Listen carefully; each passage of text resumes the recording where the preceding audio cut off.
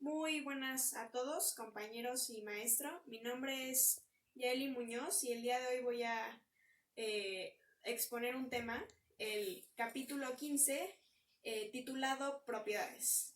¿A qué propiedades se refiere? Se refiere a las propiedades de los elementos en una tabla periódica. No solo en la tabla periódica. Sería número atómico, masa atómica, equilibrio atómico e isótopos. Dice así. ¿Qué es un número atómico? Bueno, actualmente el número atómico es la cantidad de protones que hay en el núcleo de un átomo. Pero, ¿cómo se llegó a la definición que hoy en día conocemos? Bueno, la verdadera definición debería de ser la magnitud de la carga nuclear, es decir, del núcleo de un átomo. Bueno, para haber llegado a esta definición tuvieron que haber pasado varias cosas para haber llegado a esto. Es decir, pasado antecedentes, que son los que en esta exposición voy a dar. El primer antecedente que hay en este día es Marie Curie, realmente Marie Sklodowska. Bueno, Marie Sklodowska nació en el año de 1867 en Varsovia, Polonia. Y murió en el año de 1934 en San Selemos, Francia. Ella fue una científica que a los 24 años de edad, en 1891, se decide mudar a París, Francia, donde estudia la universidad. Bueno, en el año de 1893 concluye la universidad, titulándose o graduándose de física. Bueno, ahí en esa universidad conoce a su esposo Pierre Curie, que es por lo cual ella adopta el apellido Curie. Bueno, ¿qué es lo que ella estudia? Ella estudió la radiación de los elementos químicos. En este caso se enfocó en el uranio principalmente. Ella, al estar estudiando e investigando este mineral, este elemento, se dio cuenta que el uranio emitía una radiación muy débil, por lo que se interesó mucho en esto, ya que algunas partes de ese mineral, las pequeñas partes del mineral del uranio, eran demasiado radiactivas, por lo cual significaba que debía de haber ahí otro elemento, otra sustancia elemental. Es por eso que ella decide investigar y en el año de 1898, en el mes de julio, su esposa y ella descubren este nuevo elemento que era más radioactivo que el uranio puro, que era el polonio, que es así como le llamaron. Polonio debido a que Marie Curie había nacido en Polonia. Bueno, un año más tarde, en el año de 1899, el químico francés André-Louis Debierne descubre otro elemento, otra sustancia llamada actinio, también radiactiva. Luego, en el año 1900, Friedrich Ernest Dohn, en 1900, descubre un gas radiactivo llamado radón, como hoy en día lo conocemos. Y finalmente, en el año de 1917, los científicos alemanes Otto Hahn y Elise Meitner descubrieron el protactinio.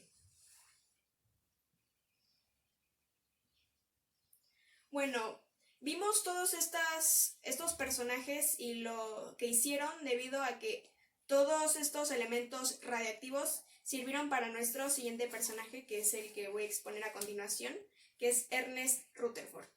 Todos estos elementos sirvieron como cañones cañones de partículas, que es lo que en un momento más voy a explicar.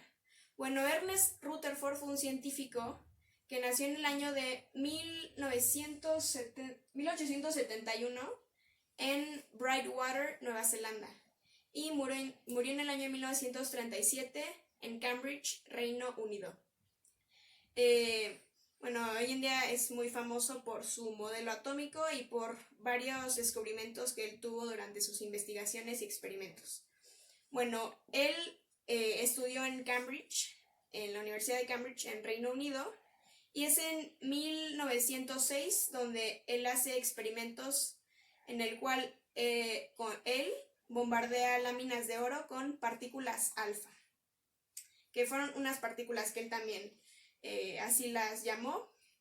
Fueron 3 y una de ellas es esta, partículas alfa.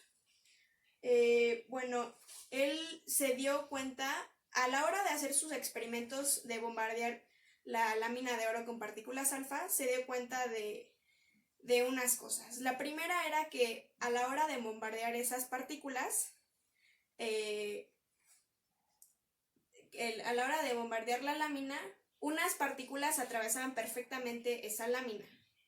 Sin embargo, había otras que rebotaban, por así decirlo, o se repelaban. Entonces, esas partículas alfa que atravesaban, llegó a 2 conclusiones. Que si las partículas alfa atravesaban esa lámina de oro, significaba que la lámina de oro, que también estaba constituida por átomos, significaba que esos átomos deberían de tener un espacio para que esas partículas alfa pudieran atravesar perfectamente la lámina. Y la otra conclusión a la que llego es que si algunas partículas alfa pues rebotaban, significaba que tenía que estar cargada positivamente lo que estaba dentro del átomo, es decir, la parte del núcleo, de carga positiva, ya que las partículas alfa eran de carga positiva y a la hora de hacer su experimento, a la hora de que rebotaban, significaba que esas partículas pues se repelaban debido a que las dos cosas eran cargadas positivamente. A esto él esa teoría la llamó el núcleo atómico. El núcleo atómico. En esta teoría él decía que el núcleo del átomo debería ser demasiado pequeño para que solo fueran muy pocas las partículas que pudieran rebotar. Y pues la pregunta era, ¿en qué se diferencia el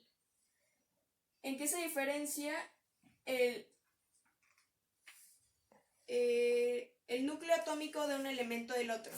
Sabemos que era la masa atómica, ya que así lo vimos con Dalton de los pesos atómicos, que en sus experimentos él pudo calcular alguno de estos pesos de los elementos. Pero ¿cómo se refleja esta diferencia en las partículas subatómicas que componen el núcleo atómico? Para esto vamos a ver al siguiente físico llamado Max Theodor Felix von Laue, que nació en 1879 en Koblenz, Alemania, y murió en 1960 en Berlín del Oeste. Bueno, lo que él hizo fue muy parecido a lo que hizo Ernest Rutherford, que fue igual bombardear cristales, pero él lo hizo con rayos X. Esto, al hacer ese experimento en 1909, llegó a 2 conclusiones. La primera era que los cristales consisten en átomos que estaban ordenados de una forma particular, es decir, que tenían una estructura geométrica de capas regulares, y estas capas hacían que los rayos X se dispersaran. Entonces, la segunda conclusión a la que llegó era que según la forma en que eran desviados se podía medir la longitud de la onda de estos rayos X. Y como siguiente personaje voy a poner a el físico inglés Henry Wynne Jeffreys Moseley, que nació en el año de 1887 en Weymouth, Reino Unido, y murió en el año de 1915 en la península de Galípoli, Turquía. Fue en 1913, es decir, unos años antes de que muriera, halló que la longitud de la onda disminuía lentamente. Pero, ¿cómo se dio cuenta? Bueno, disminuía lentamente a medida de que aumentaba el peso atómico de los elementos que lo constituían. Y es así como en realidad a partir de la longitud de onda era posible calcular cuál era la carga de un elemento. Así, por ejemplo, hidrógeno más 1, helio más 2 y así sucesivamente. Y es así como se pudo descubrir la carga de todos los elementos que hoy conocemos en la tabla periódica. Y es así como la carga del núcleo es el número atómico. En este caso, la carga positiva, que es de los protones. El siguiente tema que voy a dar a exponer se titula masa atómica. ¿Qué es la masa atómica? La masa atómica es la suma de protones y neutrones que hay en un átomo. Esta suma solo es en la parte del núcleo, es decir, no va más allá como de los electrones. Entonces es la suma de protones y neutrones. Los neutrones no tienen ni carga positiva ni negativa, es decir, son neutros. Y aquí en este ejemplo lo podemos ver. Esto, por ejemplo, es de la tabla periódica. La B es de boro, la B es el símbolo, el número atómico, es decir, la carga que tiene es más 5, carga positivamente. Y 10.811 es la masa atómica, la masa que tiene. El siguiente tema que voy a dar a exponer se titula isótopos, que también tiene que ver mucho con la masa atómica.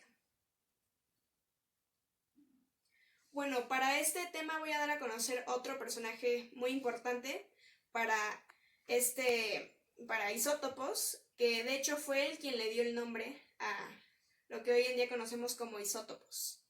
Él se llama Frederick Soddy, que nació en 1877 en Eastbourne, Reino Unido, y murió en 1956 en Brighton, igualmente en Reino Unido. Bueno, antes de continuar, voy a dar un ejemplo de lo que él hizo más o menos. Vamos a tomar un ejemplo. El elemento de uranio. Uranio tiene carga positiva de 92. Entonces, él estableció una ley que dice, la ley de Soddy dice, cuando un átomo radiactivo emite una partícula A, su número másico disminuye en 4 unidades y su número atómico en 2. O sea, el uranio, que tenía una partícula A, disminuye en número atómico 2, es decir, de 92 reducía a 90. Y es así como se establece la ley de Soddy. Entonces, para esto, Soddy propuso una idea, una sugerencia más bien, que decía que en un mismo lugar de la tabla periódica debía de haber podría estar ocupando por más un tipo de átomo. Es decir, a estas variedades atómicas las denominó isótopos, que viene del griego, que significa mismo lugar. Y es por eso que actualmente los isótopos son los átomos de un mismo elemento, pero que varían dependiendo de la cantidad de neutrones que tenga. Es decir, por ejemplo, en este ejemplo tenemos protio, deuterio y tritio. Aquí está el protón, la órbita con el electrón. El siguiente es deuterio, es decir, los tres son el mismo átomo, pero son isótopos, ya que son el mismo átomo, pero varían los neutrones, ya que aquí tiene un neutrón y este tiene 2. Entonces, es el mismo átomo, pero varía la cantidad de neutrones que tiene y por eso se llama isótopo, que significa mismo lugar. Ya casi para concluir voy a dar el último tema llamado equilibrio atómico. El equilibrio atómico proviene de la palabra de latín, que es una palabra compuesta de latín. Esta es apus, que significa igual, y libra, que significa balanza. Eso es lo que significa equilibrio, es su término etimológico. Entonces, se refiere al equilibrio de cargas, tanto del átomo, tanto positivas como negativas, es decir, el protón y el neutrón. Ese sería el equilibrio atómico. Un átomo de un elemento siempre debe estar constituido por la misma cantidad de protones que de electrones. Y aquí en esta imagen tenemos un átomo y vemos que en el núcleo están los protones, que son los que son de carga positiva, y las orbitales donde están los electrones, que son cargados negativamente. Entonces, la cantidad de protones siempre va a ser la misma que la cantidad de electrones. Entonces, la suma total siempre va a ser una carga neutra. Entonces, es por eso que siempre debe ser la misma cantidad para que al final todo sea neutro. Entonces, protones más 3 y electrones menos 3. Por lo que hay una carga total de 0, que significa que es neutra.